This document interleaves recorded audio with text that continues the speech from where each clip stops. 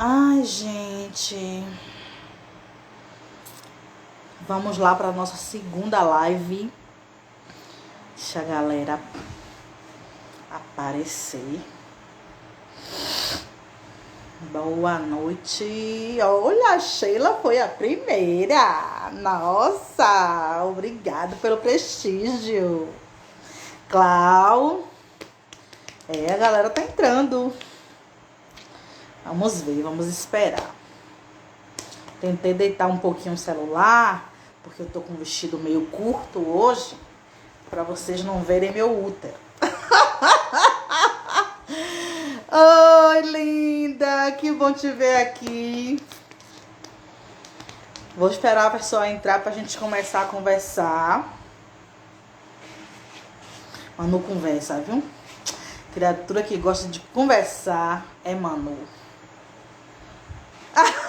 O nude, né? Quem faz nude é Rod, não sou eu, não. Eu não tenho coragem, não, sou frouxa. Ele tem que soltar o dele pra gente, né?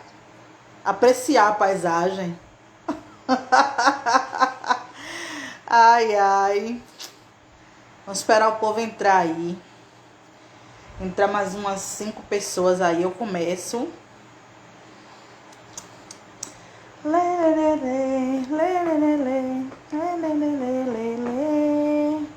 George.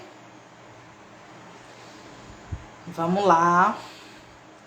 Vamos ver quem tá entrando aí. Sejam bem-vindos à segunda live da Papo de Preto no Instagram. Engraçado, eu fazia live só no Facebook. Quando fazia? E fiz uma no YouTube. E todo mundo dizendo, faz no Instagram, faz no Instagram. Hoje que eu faço no Instagram, Dona Eva Carmo pergunta por que não faz no Facebook? Esse povo não sabe o que quer. Quer aqui, quer lá, tem que decidir. Acho que eu vou ter que fazer cada semana em uma plataforma diferente, né não? Regina Reis, José Carlos, Ednei, meu amigo. Obrigado, George. Obrigado pelo carinho, gente, pela confiança. A gente tá aqui tentando construir juntos, né? Ah, que legal.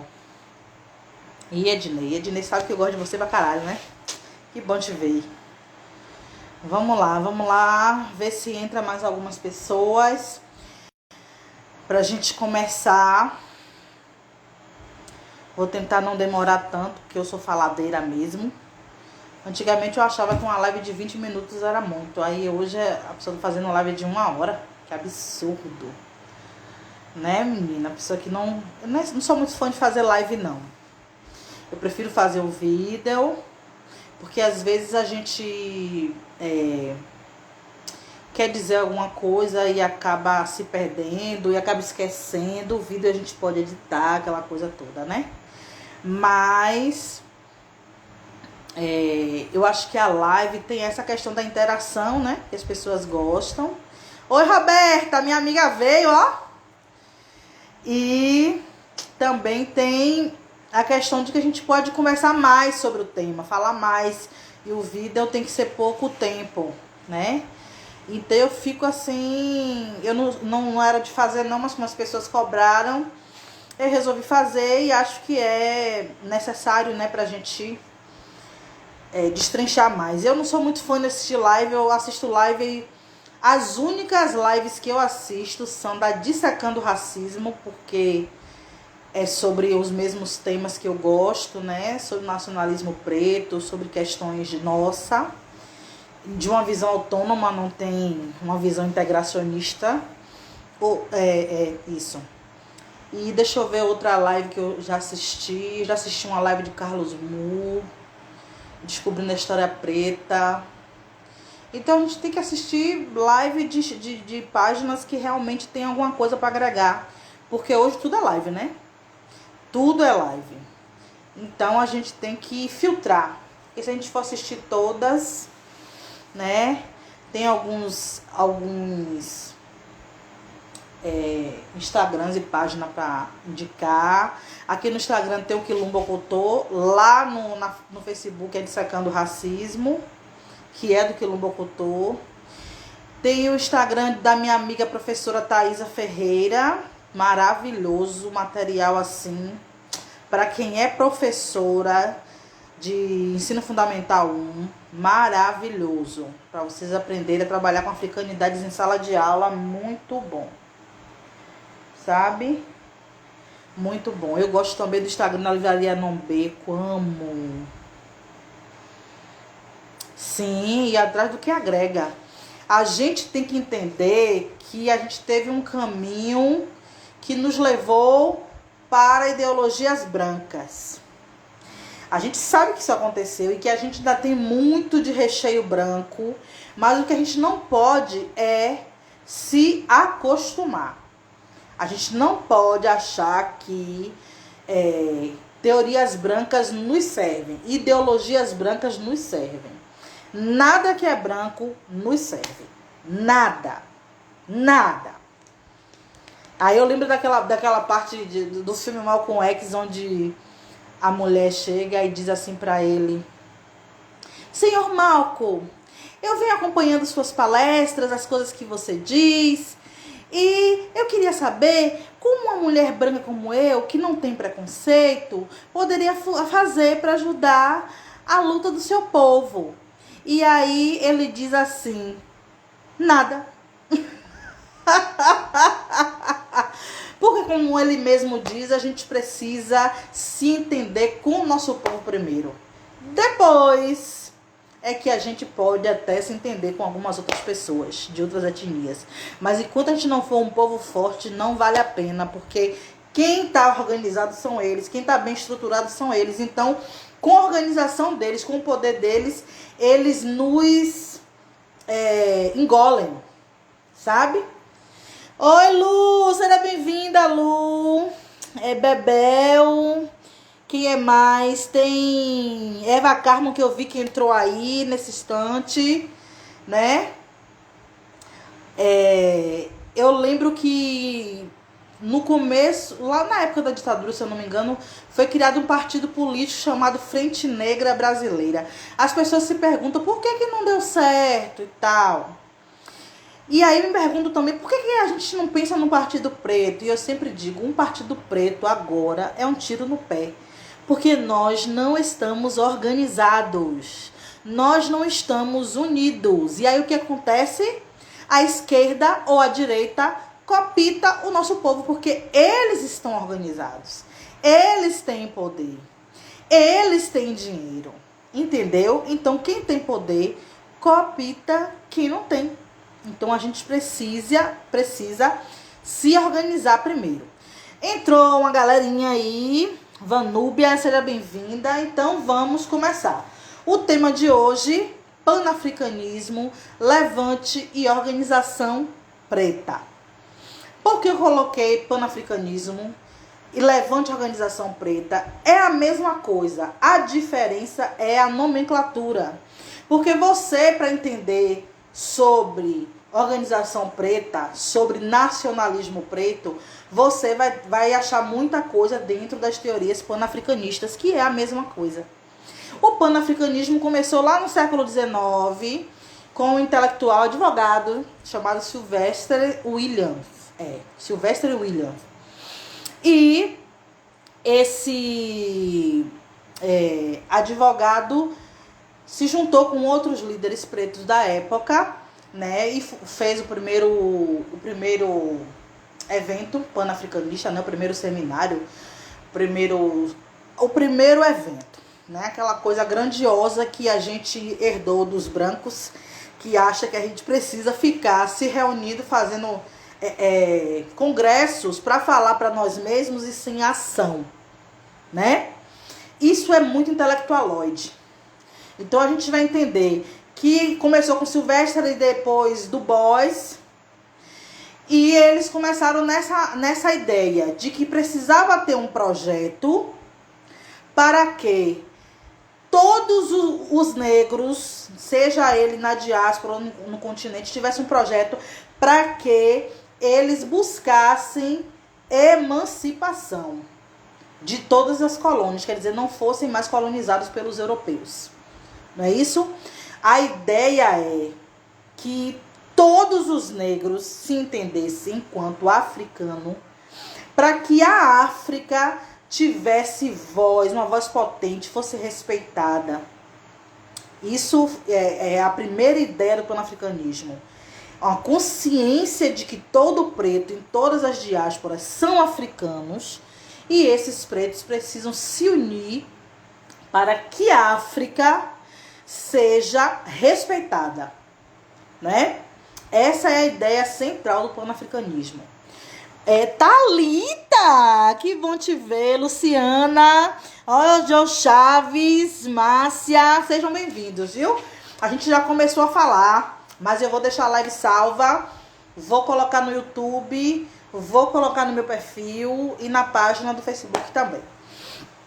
Então, aí o que acontece? Ontem eu coloquei no Facebook que as pessoas parassem de me marcar em coisas de esquerda. Eu sei que eu fiz um caminho na esquerda, mas eu abri mão desse caminho no momento em que eu entendi que a esquerda era racista. Vocês que me acompanham já sabem todo o processo. Eu já fiz live falando sobre isso no YouTube, né? E teve uma pessoa que é do Partido dos Trabalhadores, que é minha colega de rede, que disse assim: então você não é de esquerda, então você é de direita? É sempre assim, né? Porque branco não dá ponto sem nó. Então branco ele faz assim: ou você é esquerda e tá do lado do povo, ou você é direita e é contra o povo. E aí eles determinam isso e você fica assim: eu vou ter que ir para um lado. Entendeu? Só que isso é uma mentira, é uma falácia, isso é coisa de colonizador. E a pessoa que toma isso pra si é colonizada, é negresco, sabe? É preto por fora, mas tem um recheio branco. E eu já tive muito isso, né? Eu passei um bom tempo na esquerda até entender que eu não sou nem de direita e nem de esquerda, porque eu sou preta. Porque a direita e a esquerda são brancas e elas não estão nem aí para as nossas pautas. Inclusive, eu vou falar sobre isso nessa época do panafricanismo, certo? Então, quando alguém disser assim: você não é de direita nem de esquerda, você é de quê? Eu sou panafricanista. Ou eu sou nacionalista preto. Entendeu? Porque quer dizer, eu sou preta e eu luto pelo meu povo. É raça primeiro. A gente precisa ter isso muito firme, porque senão a gente fica pensando que tem que ir nas ideias dessa galera aí, certo?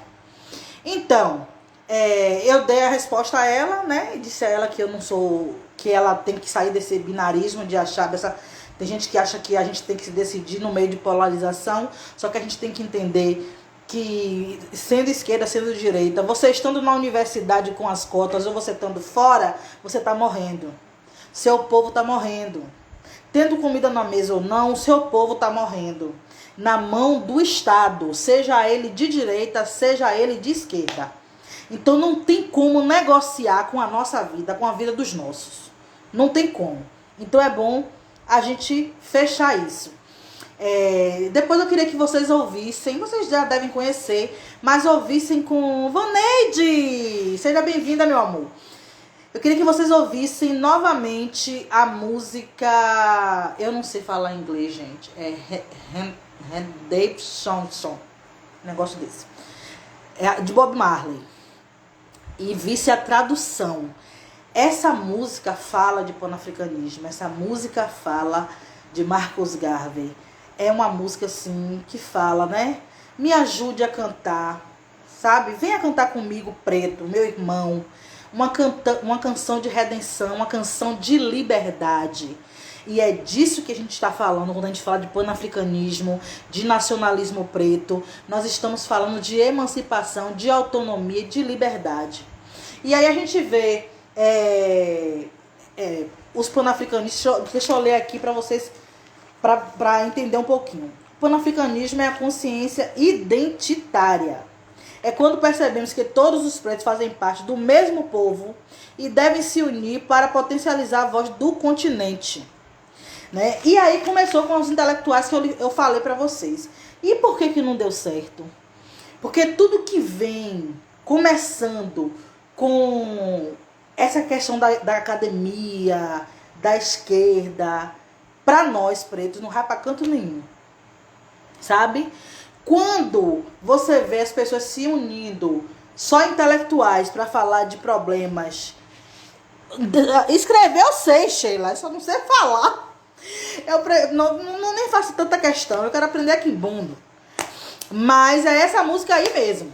Viu? Sheila escreveu aí nos comentários pra poder ver. Infelizmente, quando a gente acaba a live, não tem mais comentários, gente. Fiquei triste, queria ler os comentários, que eu não peguei todos. Mas quando acaba a live, não fica os comentários salvos, não. Então, eu lembro que, com tudo que eu li sobre Du Bois, que foi um dos líderes panafricanistas da época, né, no século XIX, me remete que essa luta panafricanista deles era uma luta integracionista. O que é integracionista? Eles confiavam ainda no Estado, na universidade. Du Bois, ele é o primeiro intelectual negro formado em Harvard. Então, eles têm muita confiança ainda em estruturas brancas. Eles ainda não entendiam que para ser panafricanista não tem como ser academicista, esquerdista, não tem como, sabe? Aí uma pessoa, uma influencer, uma escritora negra, que eu não vou dizer o nome para não receber processo, diz que existe panafricanistas de esquerda e panafricanistas feministas. Isso é a maior loucura que existe, porque o panafricanismo, ele não é uma teoria branca. Ele não tem como se unir com ideologias brancas. Aí o que acontece? Heloísa e Mestre Caidu, sejam bem-vindos, viu? E aí o que acontece? Quando você acredita que você pode ser panafricanista e ser de esquerda, é a mesma coisa de um Chester acreditar que pode ser sócio da Perdigão. Pense aí, aquele frangão achar que pode ser sócio da Perdigão, porque se ele conseguir ser sócio lá, ele não vai deixar matar mais nenhuma galinha. Pense aí, é muita inocência, gente. É muita inocência a gente acreditar que é possível você... Gostou, né, Sheila e Eva? Você acreditar que você, preto, pode levar para o seu povo a emancipação dentro de uma estrutura branca. Quando você assiste o documentário de John Henry Clarke, procure, tem na Blackflix e tem no canal Oxum, que eu já até indiquei a semana passada. Ele diz assim, que a esquerda percebeu que eles tinham muita influência, pegou então jogadores negros, pegou Du Bois, que era um intelectual negro, pegou pessoas que tinham influência, obrigada, Thalita, tinha influência com as pessoas pretas para servir a esquerda, cooptando para a esquerda. E depois eles perceberam que era um tiro no pé, que quando eles falavam de trabalhadores, eles não estavam falando dos pretos, desculpa, eles estavam falando dos brancos, dos trabalhadores brancos, sabe? Nós não estamos incluídos no projeto da esquerda, sabe? Então não tinha como Sylvester Williams e Du Bois e todos aqueles intelectuais conseguir fazer com que o panafricanismo fosse algo efetivo. Mas aí, na mesma época, como a ancestralidade estava fervilhando nisso, foi a época que a ancestralidade começou a levantar os nossos, né, para poder efetivar o nacionalismo preto, se levanta Marcus Garvey, que não era uma pessoa embranquecida pela academia, porque é certo, tudo que eu aprendi de teoria branca foi dentro da universidade, né? E aí, Marcus Garvey, ele não tinha esse envenenamento Entendeu? E aí, Marcus Garvey, ele é aquele cara que mostra como é que se faz a porra na prática, sabe? Olha, vem cá, cambada. É assim que se conduz o povo preto. É assim que se faz o nacionalismo negro. É assim que se faz panafricanismo. A gente não pode pensar em panafricanismo, em nacionalismo preto, dentro de estruturas brancas. A gente não pode pensar isso de forma intelectual. Sabe? A gente não pode pensar em panafricanismo querendo reparação histórica. A gente não pode pensar em panafricanismo gritando parem de nos matar, vidas negras importam. Porque quando você faz isso, você remete para o outro, que é o opressor, né? A necessidade de lhe ajudar. É como se você quisesse apelar, como diz a Assata Shakur, para a moral do branco, para lhe socorrer, para que haja democracia. Gente, democracia não nos serve. Democracia é para o povo deles. E quem é o povo de cada diáspora? São os brancos. Independente de onde venham, são os brancos. Nós somos africanos. Você mora no Brasil, você mora na Inglaterra, você mora na Espanha, você mora na França, você mora nos Estados Unidos. Você é preto, porra. Você é africano. Bota isso na cabeça. Sabe? Para de ficar com esse patriotismo idiota de que eu sou brasileira. Nós somos africanos e é essa a questão. A gente precisa ter... Eu também tenho um ranço no negócio de vidas negras importam. Também não gosto, não. Quando eu vejo esse negócio de vidas negras importam, eu passo até por cima. Eu não quero nem saber quem é. Sabe? Marta Vani... Ai, seja bem-vinda. É isso. Sabe? Então a gente fica pensando... em fazer isso de uma forma integracionista, a gente fica pensando em fazer isso dentro das universidades, a gente fica achando que ter um curso superior vai nos ajudar a emancipar o nosso povo, mas é tudo distração e são coisas que prendem o nosso povo, distrai o nosso povo de fazer uma luta efetiva, de estar aqui, fazendo realmente uma luta panafricanista autônoma, sabe? De estar ensinando o seu próprio povo, de estar juntando com o seu próprio povo, sabe? E aí você pega... Foi isso que Marcus Garvey fez. Vocês procurem o documentário sobre Marcus Garvey. Não leia na internet, não. Na internet tem alguma coisa? Tem. Só que quando a gente já tem um feeling ali de entender o que é integracionista e autonomia, a gente começa a perceber que o discurso de quem escreveu o texto é integracionista, porque eles falam de democracia, eles falam de igualdade racial, sabe? A gente não vai ter igualdade racial e a gente nem quer igualdade racial. Nesse filme Raízes, no final, quando... como o nome dele? O presidente dos Estados Unidos, Lincoln, assina lá, né, para libertar os escravizados e tal, o senhor de engenho diz assim: eu nunca vou ver um negro como meu igual. E é isso. Até aqueles brancos que dizem que te vê como igual, é só chegar no momento em que o seu discurso bata forte nele, que você vai ver que a galinha pula, e aí acabou esse negócio de antirracismo. Não acredite muito nisso, não. Sabe? A gente fica nessa loucura de acreditar que as pessoas estão do nosso lado na luta. Mas é aquela coisa, a luta é nossa. E quem sente a dor somos nós. Deixa eu ver aqui esse...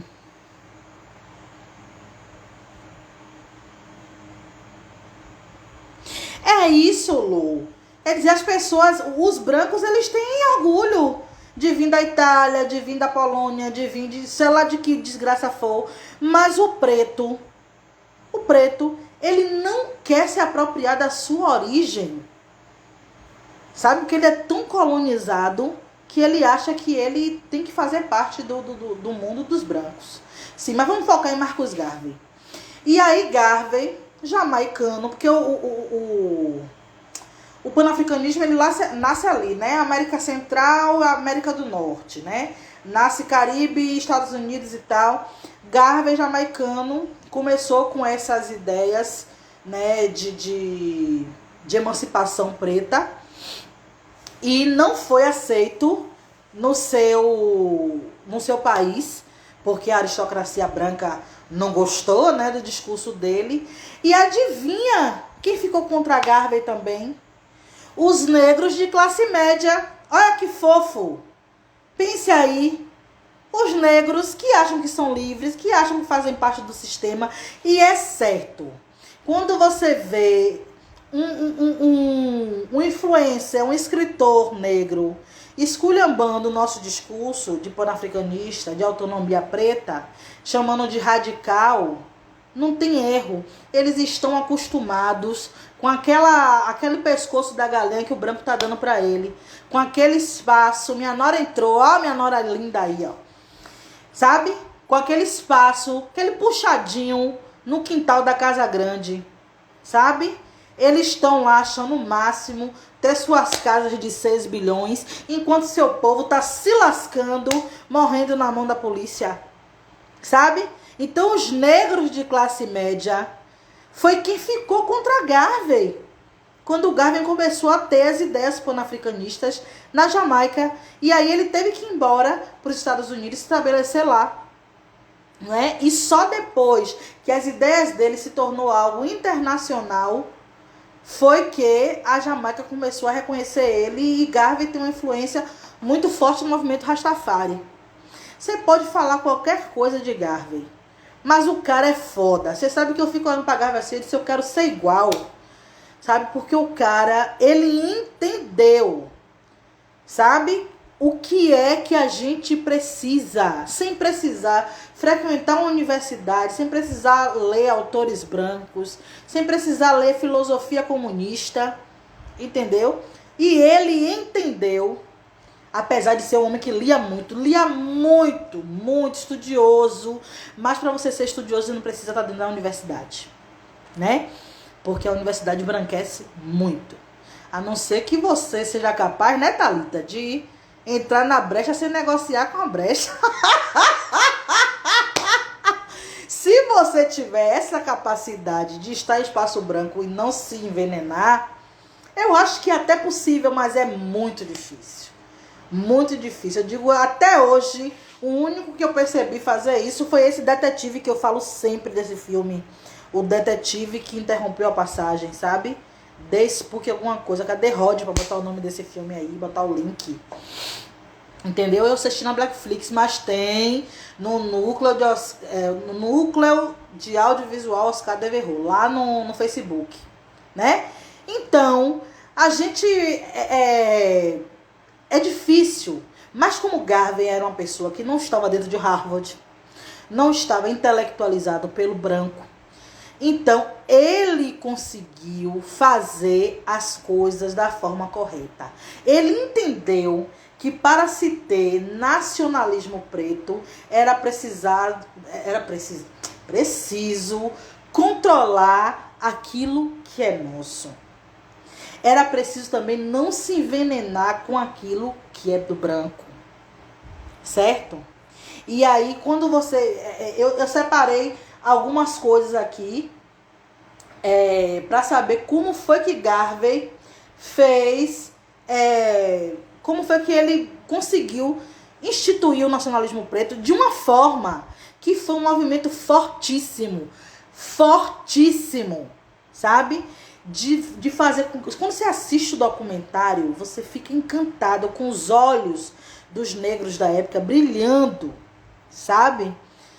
Mas eu quero o nome em inglês, Thalita, porque o nome na Blackflix você não encontra em português, o nome está em inglês, entendeu?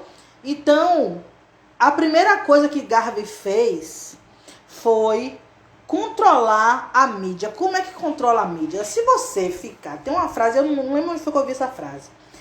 Mas você é o que do que você se alimenta. Se você se alimenta o dia inteiro de coisa branca, você não vai ser nada mais, nada menos do que uma pessoa embranquecida. Não tem pra onde correr. sabe? A água do rio só corre para o mar, não tem para onde correr. Então, o que foi que ele fez? Ele criou um jornal, né? Jornal Mundo Negro, né? The World. É isso aí. É isso aí o nome. É porque eu não sei falar inglês mesmo.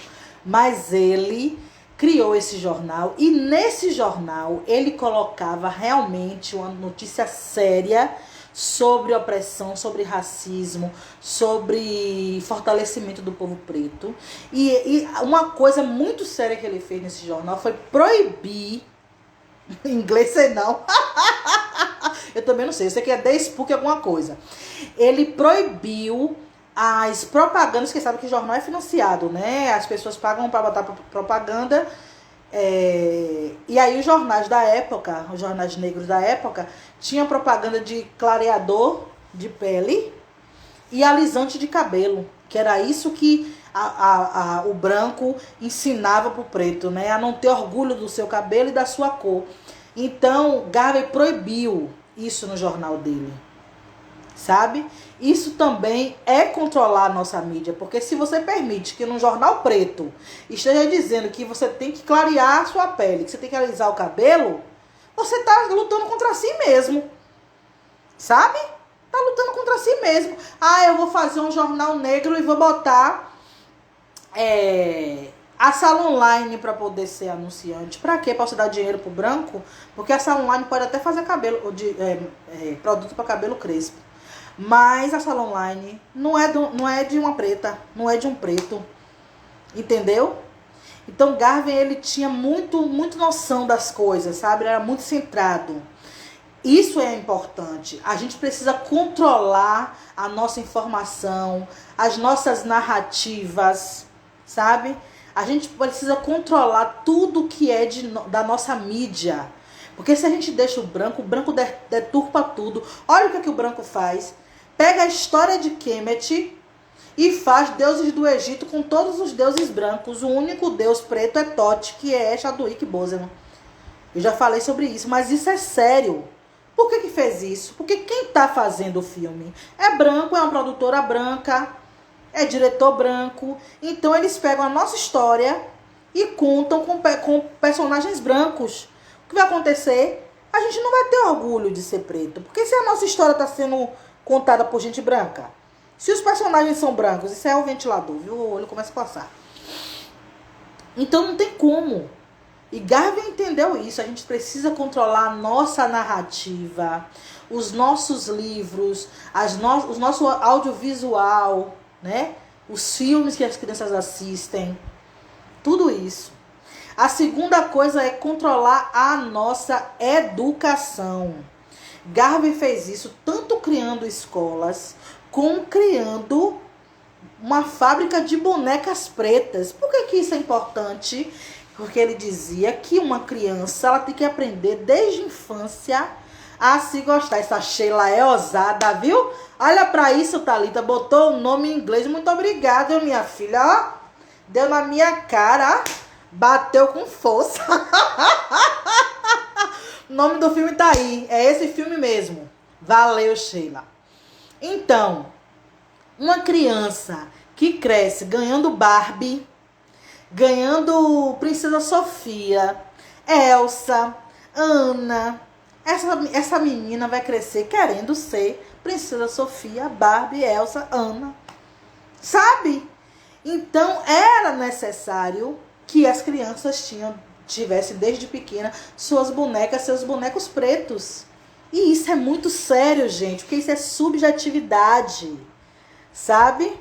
A pessoa que aprendeu comigo é ousada. A pessoa que cresce com uma identidade preta, ninguém segura ela. Nenhum colonizador vai conseguir mudar a mente dela. Mas se ela desde pequena é ensinada que o branco é que é bonito, que o branco é adequado, que o branco é inteligente, que o branco isso, que o branco é aquilo, pronto. Desgraçou a educação da criança, sabe? Você chega numa sala de educação infantil, de ensino fundamental, e pergunta assim, quem é bonito aqui na sala? todo mundo vai apontar para a menina mais clara da sala, com o cabelo mais liso, sabe? Com os olhos mais claros, o que eles puderem identificar de branquidade nessa criança é essa que vai ser bonita, sabe? E o nosso povo não precisa disso. O nosso povo não precisa saber daquilo que não é nosso. Senão a gente não sai, a gente fica andando em círculo, sabe? Em volta do umbigo do branco a vida inteira. E essa sacada de Garvey é muito importante. Sim, Ednei, isso é devastador. Porque eu sempre digo assim, eu fui criada com pessoas brancas, sabe? As pessoas da ilha, na época, eram os pobres pescadores, marisqueiros, e a gente não conseguia ver valor nisso, a gente conseguia ver valor nos loiros que chegavam no verão, que iam para a ilha para curtir, que não trabalhavam, que tinham sua piscina grande em casa, suas casas grandes de porta de vidro, seu jet ski. E a gente ia brincar na casa dessas pessoas. Então eram eles que tinham os brinquedos, eram eles que tinham tudo, então a gente queria ser essas pessoas. É por isso que quando vem gente negresca vir pra cá me dizer que a Ivete Sangalo deixa os meninos da Gamboa e brincar com os filhos dela na casa dela, tomar lá no corredor da Vitória, porque me diga uma coisa, uma criança preta da Gamboa de Baixo que vai brincar naquela mansão de Ivete com os brinquedos do filho de Ivete, vai querer ser o filho de Ivete, porra. Ele vai odiar ser preto. Ele vai querer ser branco, ele vai querer casar com uma mulher branca, com um homem branco, sabe? A gente precisa acordar. A gente gosta das migalhas que o branco dá pra gente, sabe? É muito deprimente isso, sabe? E Garvey, ele sacou isso. A criança, ela tem que ter coisas pretas. Ela tem que, desde a infância, aprender quem ela é, de onde ela veio, sua história. Então, por isso a necessidade de ter brinquedos pretos e de ter escolas pretas, né? Deixa eu ver aqui qual é o próximo ponto. Sim, Garvey controlou a economia do nosso povo. Primeiro a mídia, depois a educação e depois a economia. Sim, Ednei, o preto que aprende a gostar do branco, ele massacra o vizinho que é mais pobre do que ele. É certo isso, sabe? O preto que tá na casa grande, ele vai sempre se achar melhor do que o preto que fica na senzala, sabe? O negro que é classe média, olha quem foi que ficou contra a Garvey, os negros de classe média. Os negros de classe média que moram num apartamento ali no Le Parc, que mora no Itaigara, que é advogado, que é engenheiro químico, ele vai esquecer que veio de Piripiri. Ele não vai casar com uma menina da favela, ele vai casar com a loura, mais loura que ele puder, entendeu? Quanto mais a ver aparecer, mais ele quer. E ele vai esquecer suas origens.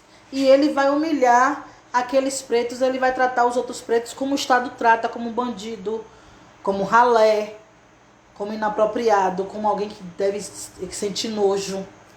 Sabe? É isso que o branco quer da gente.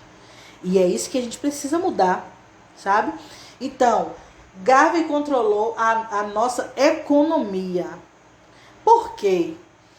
Porque é preciso que o dinheiro do preto fortaleça a causa preta. É preciso que o dinheiro circule entre nós. Porque se as empresas são ricas, se as igrejas são ricas, de onde é que vem esse dinheiro? Entendeu? O dinheiro vem do nosso povo, porque nós somos maioria. Somos nós quem damos dinheiro para eles. E aí, Marcus Garvey, ele tinha um sistema de contribuição, né? Essa cadeira me acaba. Um sistema de contribuição em que cada membro da UNIA, eu esqueci de dizer isso, Garvey fundou a UNIA, que era a União para o Progresso do Povo Negro, sabe? Era a entidade panafricanista ou nacionalista preta que Garvey fundou, né? Essa organização, cada pessoa que era membro, ela tinha função dentro da organização e ela contribuía de alguma forma para a organização se manter.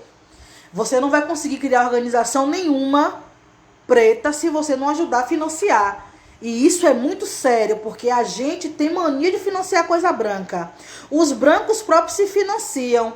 Jorra dinheiro para que aquele outro branco cresça, tenha sua clínica, tenha seu resort, tenha sei lá o quê. Porque isso vai vir de retorno para ele, ele sabe. A gente não se financia.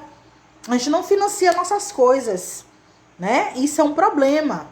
Então, aqueles pretos entenderam essa necessidade, financiava a Unia, e com esse dinheiro, Garvey tanto prestava assistência à comunidade preta, com os outros membros da Unia, né?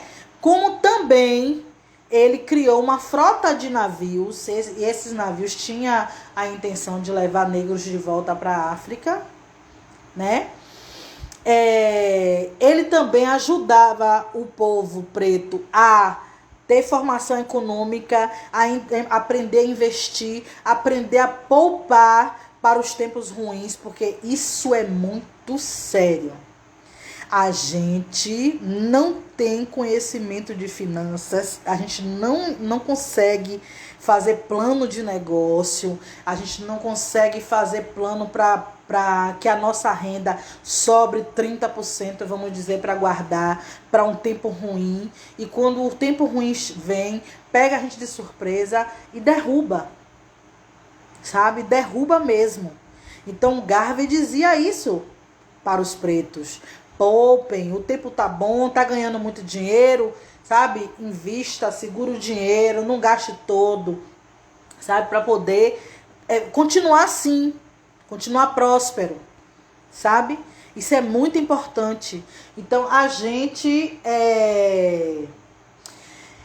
precisa olhar para Garvey como exemplo de alguém que não precisou frequentar uma universidade, não precisou ser rico para poder fazer com que o povo preto tivesse orgulho de si, para que o povo preto entendesse a necessidade de empretecer tudo que era dele, para que o povo preto se entendesse africano, conhecesse a sua história, que era uma das coisas que Garvey dizia, né? Que um povo que não conhece a sua história não sabe para onde vai, sabe? A gente precisa fazer isso com as pessoas. Eu falo na internet, não, você pergunta à minha família como é. Tem gente da minha família que nem gosta de vir aqui em casa, porque qualquer almoço de família você vai me ver falando sobre as mesmas coisas, porque é urgente, porque é necessário, porque nosso povo está morrendo, porque nosso povo não tem orgulho de ser quem é, não sabe de onde veio, não conhece a sua própria história. E nós é que podemos fazer isso mudar, sabe? Se a gente não começar a tomar essa responsabilidade para nós, não vai mudar nunca. E se você acha, deixa eu ver o horário aqui, falta aqui 14 minutos. Se você acha que tá confortável para você, tendo sua casa, seu carro, seu nível superior, seu mestrado, seu isso e aquilo, pense que mesmo com tudo isso, você não está isento da violência racista. Você não está isento de amanhã ou depois a polícia pegar você e não está isento. A gente que é mãe preta mesmo não dorme, porque a polícia não tem pena dos nossos filhos, né? Então, isso é muito sério. O branco, ele não vai deixar de ser racista. Então a gente tem que parar de pedir para ele parar de nos matar e para que ele olhe para nós como se fossem vidas humanas. Eles não vão parar. Então a gente tem que focar a luta em nós. Eles não vão parar de ser racistas, mas eles podem nos respeitar. Porque pense bem em quantas piadas se fazem com japoneses, com chineses. Alguma dessas piadas matam eles? Não. Entendeu? Porque eu quero ver qual é o país que tem coragem de enfrentá-los. Não tem, porque eles são um povo forte. E nós precisamos ser um povo forte. Para ser um povo forte, a gente precisa entender de que povo nós fazemos parte. Nós fazemos parte de África. E panafricanismo é isso. Todos os pretos, em todas as diásporas e no continente, fazem parte de um povo só. Certo? Fazem parte de um povo só.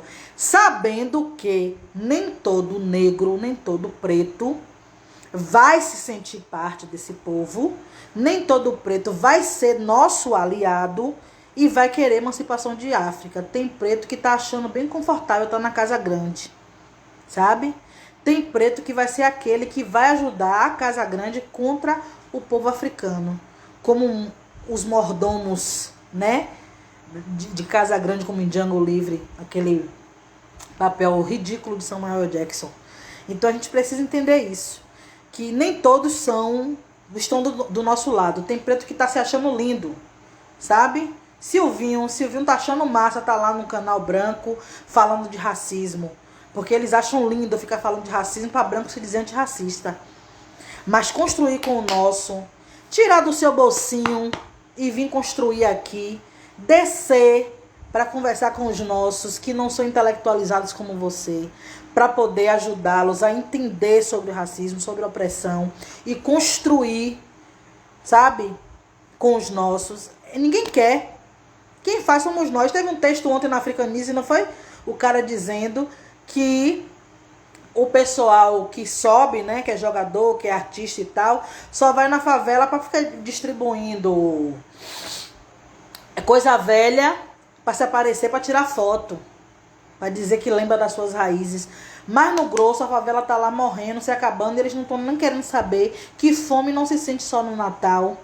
Não é só no Natal que criança precisa de presente, precisa de afago, de carinho. Não é isso? E é isso. Porque os negros que estão dentro da Casa Grande, que alcançaram o topo, alcançaram um patamar de vida, eles não estão preocupados com quem está aqui. Mas a gente pode se preocupar. A gente pode pensar em como fazer. Oi, Janaína.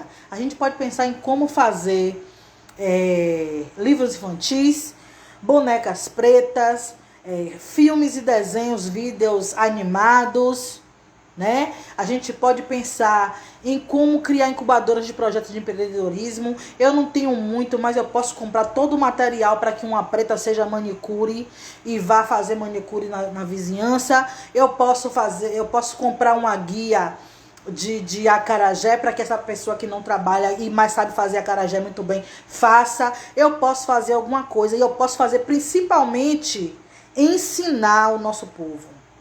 Aprender primeiro, para não falar besteira, e ensinar o nosso povo a sua história, ensiná-la a ser forte, ensiná-la a se erguer, sabe? A lutar por si mesma, a não esperar do branco, a não ficar com essa mente embranquecida, maluca, negresca, sabe? A gente pode fazer tudo isso, sabe? Não é difícil, é só a gente querer, a gente precisa começar, sabe? A gente precisa ter certeza de que essa é uma obrigação de toda preta, todo preto que é consciente. Chega de esperar que o branco faça alguma coisa. Chega de querer estar no espaço branco. Agora é hora de nos panafricanizar, fazer por nós, lutar com os nossos, até que a África seja respeitada, seja forte e possa enfrentar qualquer outra nação, certo? Porque a nossa luta é essa. A nossa luta era para que a África seja respeitada como nação. Para que cada preto, em qualquer lugar, seja respeitado como parte do povo africano. E aí vocês vão ver que racista vai ter que segurar o racismo dele dentro dele, porque não vai ter poder nenhum sobre nossas vidas. A live acabou. Eu espero que vocês tenham gostado. Foi falando demais, mas eu sou assim. Eu espero que a gente continue construindo aqui. E na próxima quinta-feira a gente está aqui de novo. Boa noite, muito obrigada por quem prestigiou, esteve aqui. Compartilhem no Facebook, no YouTube, onde vocês tiverem espaço para compartilhar. Muito obrigado pelo carinho, Roberta, Sheila, Ednei, todos que estiveram aqui, que assistiram, e vamos continuar nesse caminho, construindo o que é nosso, nós por nós, poder para o povo preto.